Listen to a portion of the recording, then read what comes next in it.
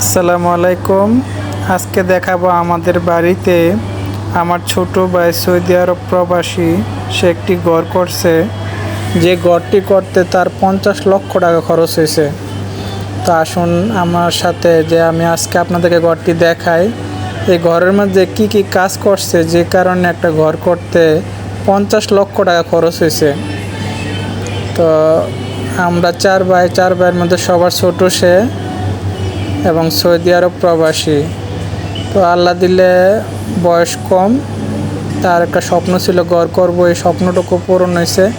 আল্লাহ তাআলা তার স্বপ্নটুকু পূরণ করছে, একটা ঘর করছে দেখবার মতো, যা সবাই খুব প্রশংসা করতেছে। তা আসুন দেখি ঘরের মধ্যে কী কী কাজ করছে এবং কী কী কাজ করার কারণে কত লাখ টাকা লাগছে, মানে 50 লক্ষ টাকা লাগছে কমপ্লিট করতে। এই যে কিচেন রুমও কাজ করছে, আপনার সবখানে টাইলস এবং মোজাইক দিয়ে কাজ করছে।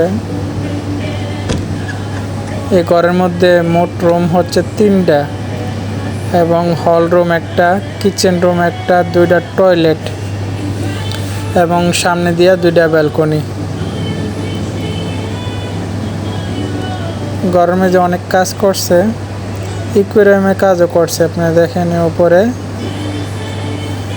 ইকুয়ারিয়ামে কাজ করছে। এটা করতে 4-5 লক্ষ টাকার মতো খরচ হয়েছে, মানে সব কটা রুমে করতে। তো ভিডিওটি দেখতে থাকুন আর আপনাদের মতামত কমেন্ট বক্সে জানান।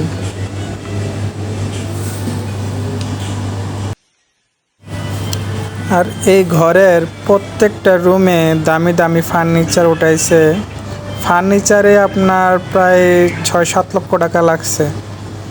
এই 50 লক্ষ টাকা বাদে শুধু ফার্নিচারেই আপনার খাট, ফ্রিজ, সোফা প্রত্যেকটা সেট, যে কারণে প্রায় টোটাল খরচে মানে 60 লক্ষ টাকার কাছাকাছি যায় পড়ছে।